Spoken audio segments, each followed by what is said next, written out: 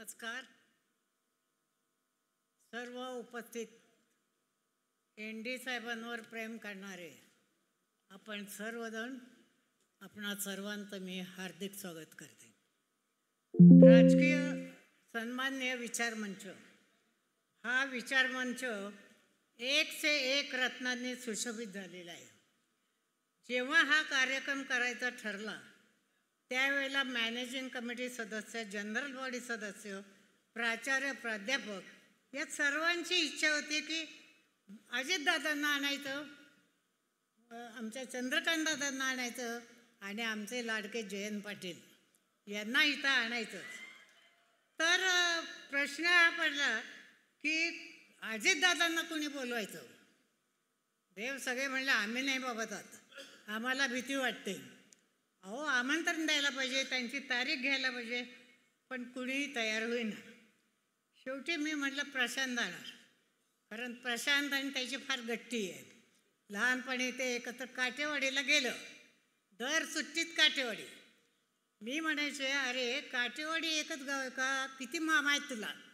नाही, ताशेब मामा आमचा मामा, आम्हाला एकच मामा, ताशेब मामा. ते बोलता येत नाही नीट म्हणून ताशेब मामा म्हणायचं.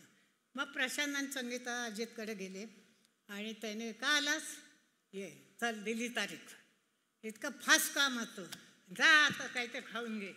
तर असं आमचा अजित वर्ण नारळासारखा कठोर वाटतो, पण फार प्रेमळ आहे. आतनं गोड पाणी जसं नारळाचं असतं त्याप्रमाणे तो आहे. तेव्हा काही घाबरून जायचं कारण नाही, फक्त जरा घाई करू नको आज बाबा. अजितचं आणखी एक मला वैशिष्ट्य सांगायचं आहे की आमच्या घरावर खूप प्रेम आहे आणि एन.डी. पाटील जावई माझ्या आईवडिलांचे खूप लाडके होते. त्यामुळे माझा नातू जेव्हा आजारी पडला त्यावेळेला लगेच अजित आलं, सगळी भावंड आली, खूप त्यांनी प्रेम केलं, पण त्याला यश आलं नाही.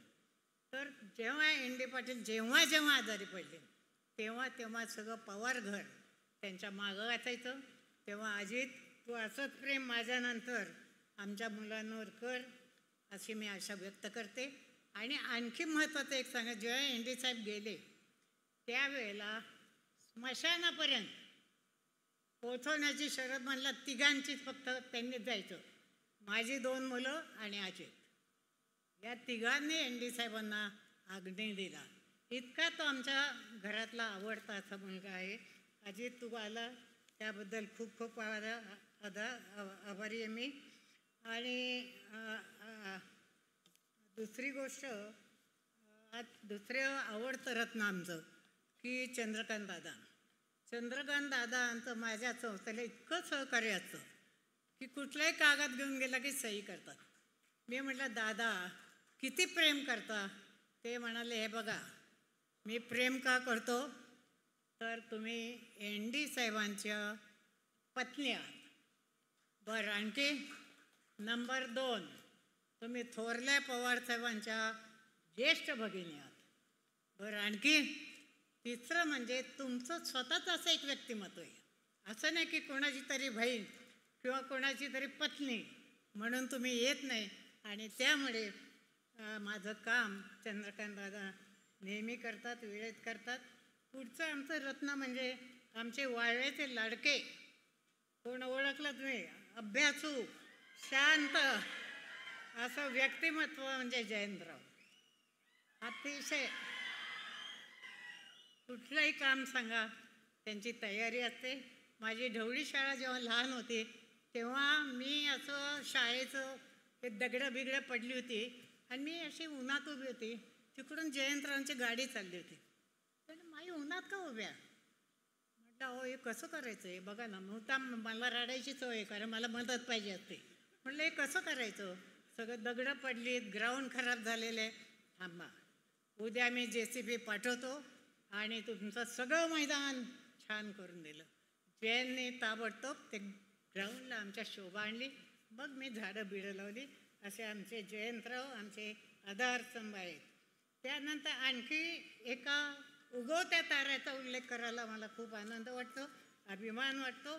खऱ्याला खरे म्हणणारा आणि खोट्याला खोटे म्हणणारा अत्यंत धीट असं हे नेतृत्व म्हणजे आमचा रोहित. हा रोहित आता फार जोरात भाषणं करायला लागल्या, बरं वाटतं. एन.डी. साहेबांची जागा घेतो की काय काय माहिती. तर लहान वयातही त्यांनी आता चांगला कामाचा झपाटा सुरू केला आणि वाचनही वाढवले. रोहित, तुझं अभिनंदन, तू खूप खूप मोठ्या. आणखी एका हिरा, त्याला रत्न पण म्हणत नाही मी, एका हिऱ्याची ओळख करून द्यायला मला खूप अभिमान वाटतो. एन.डी. साहेबांचं आत्यंतिक त्यांच्यावर प्रेम आणि त्यांचं एन.डी. साहेबांवर प्रेम. गव्हाण या छोट्याशा गावात, अगदी लहान खेडेगाव, त्या गावात अत्यंत गरीब कुटुंबात त्यांचा जन्म झाला आणि बंदरात, जे नावाशावा बंदर जवळ आहे, त्या ठिकाणी गव्हाची पोती यायची आणि गव्हाची पोती उचलली की खाली सगळे गव्हाचे दाणे पडलेले असायचे. तेव्हा हा छोटा राम तो काय करायचा, तिथं जाऊन सगळे गव्हाचे दाणे गोळा करायचा, आईकडं द्यायचा, लाकूड फाटा आणायला जंगलात जायचा, दळण झाल्यावर भाकरी झाल्या तो जेवण जेवायचा. साध्या शाळेत तो शिकला आणि नंतर पुढच्या शिक्षणाची त्यांना हे गरज होती. मग त्यांनी काय केलं की त्यांनी आमच्या कर्मवीरांचा मंत्र ऐकला आणि त्यांच्या अंगात उत्साहाचं वारं आलं.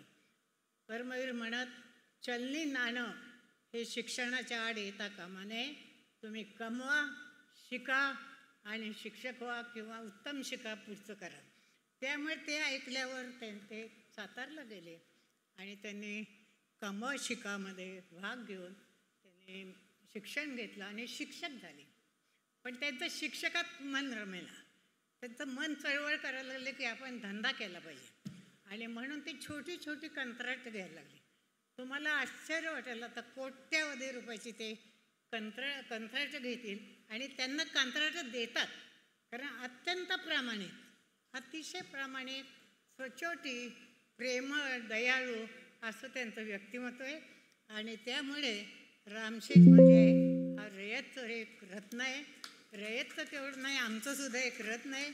आणि आत्तापर्यंत तुम्हाला आश्चर्य वाटेल, रयत शिक्षण संस्थेला 100 कोटीच्या वर त्यांनी देणगे दिल्यात, पण ते कधी त्या बाबतीत बोलणार नाही. अशा रीतीने कष्ट करून या रामशेठ कधी झाला ते आम्हाला कळलं नाही. मला म्हणतात रामशेठ मला म्हणू नका, रामच म्हणा. इतकं त्यांचं नेतृत्व अतिशय शांत आणि नम्र आहे. हे रामशेठ, तुम्ही केवळ दातृत्व नाही, मला तुमच्यातलं जे आवडतं ते माणूस पण, अत्यंत माणुसकी, आणि कधीही त्यांच्याकडे कुणी जाऊ त्यांचा दयेचा हात पुढेच असतो. आणि आज त्यांच्या नातवाचा वाढदिवस असून सुद्धा एन.डी. साहेबांच्या प्रेमामुळे ते झाले, त्याबद्दल मी त्यांचे खूप खूप आभार मानते. मंचावरील आणखी एक रत्न म्हणजे डॉक्टर आशिष देशमुख. ते बार काउन्सिल ऑफ इंडियाचे सदस्य आहेत. आमची लॉची फाईल त्यांच्याकडे गेली, लॉ कॉलेजचं उद्घाटन झालं आता, तर लॉची फाईल गेल्यावर ते म्हणले, डॉक्टर एन.डी. पटेल कोण? ते विचारवंत थोर. म्हणलं हो. अरे मी लहानपणी त्यांची भाषणं ऐकली, फार मोठा माणूस, केली सही. म्हणजे नुसतं एन.डी. पाटलाचं नाव एवढं मोठं आहे की त्यांनी ताबडतोब सही केली आणि आम्हाला लॉ कॉलेज मिळालं. तेव्हा देशमुख साहेब, तुमचे मी खूप खूप आभार मानतो.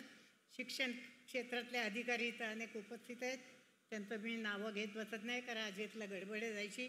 पण यातले जिल्हाधिकारी काकडे साहेब, पोलीस अधीक्षक संदीप घुगे यांचंही मी स्वागत करते. आणि आता शेवटाला येतं, आता काही पुढे वाढवत नाही. आवर्जून सांगायचं वाटतं की ही आमची संस्था केवळ शिक्षण संस्था नाही, एन.डी. साहेबांच्या विचारांनी ही चाललेली संस्था आहे. नंतर समाजसेवेची चळवळ असून ही संस्था म्हणजे होणाऱ्या सभागृहात आम्ही नवीन शैक्षणिक धोरणानुसार विविध वर्ग घेणार, त्यानंतर प्रबोधन करणार, उत्तम वक्ते आणणार आणि त्यांची भाषणं ठेवणार. तेव्हा एन.डी.चा हा वारसा आम्ही पुढं चालू ठेवणार आहे. आज माझं वय 86 झाले आणि मला, माझी विनंती ऐका की हे सभागृह माझ्या डोळ्यासमोर मला पूर्ण करायचे. तेव्हा आपण रयत शिक्षण संस्थेचे कर्मवीर म्हणायचे की मला 1 लाखापेक्षा 1 रुपयासुद्धा लाख मोलाचा वाटतो. तेव्हा आपणास आवाहन करते की 1-1 रुपया 5-5 रुपये दिले तरी आम्हाला तो सोन्यासारखं वाटेल. आपणही मोठमोठभर आम्हाला मदत करावी. आणि हे या रोपट्यामध्ये आज या रोपट्याचा वटवृक्ष आला आहे. तुम्ही इकडे इकडे पसरलेलं दिसत नाही आहे तुम्हाला. तेव्हा यात लॉ कॉलेज नव्हतं आणि वाळवे तालुक्यात एकही लॉ कॉलेज नाही. होय ना जयंत? लॉ कॉलेज नाही ना कुठे गेलं? नाही आहे. त्यामुळे आमचं लॉ कॉलेज जोरात चालणार आणि आम्ही चांगलं चालवणार याची मी खात्री देते. आता आता शेवटचंच कारण अजित आणि तिथनं डोळे वटारत म्हणून शेवटचं बोलते की एन.डी. साहेबांचे एक कविता आवडते. त्यांच्या 2-3 कविता खूप आवडत आहेत. त्यातली एक कवितेतले 4 ओळी म्हणतात मी रजा घेते. ती कविता सादर करते. तुम्ही योग्य तो बोध घ्याल अशी मला आशा वाटते. ज्यांची बाग फुलून आली, ज्यांची बाग फुलून आली त्यांनी 2 फुलं द्यावीत. ज्यांची बाग फुलून आली त्यांनी 2 फुलं द्यावीत. ज्यांचे सूर जुळून आले त्यांनी 2 गाणी म्हणावीत. ज्यांची सूर जुळून आले त्यांनी 2 गाणी म्हणावीत. आभाळा एवढी ज्यांची उंची, आभाळा एवढी ज्यांची उंची त्यांनी थोडं खाली यावं. आभाळा एवढी ज्यांची उंची त्यांनी थोडं खाली यावं. आणि ज्यांचे पाय मातीने मळलेत, ज्यांचे पाय मातीने मळलेत त्यांना थोडं उचलून घ्यावे आणि त्यांना प्रेम द्यावे. धन्यवाद. धन्यवाद आदरणीय माई. प्राध्यापक एन.डी. पाटील बहुउद्देशीय सभागृहाच्या उभारणीसाठी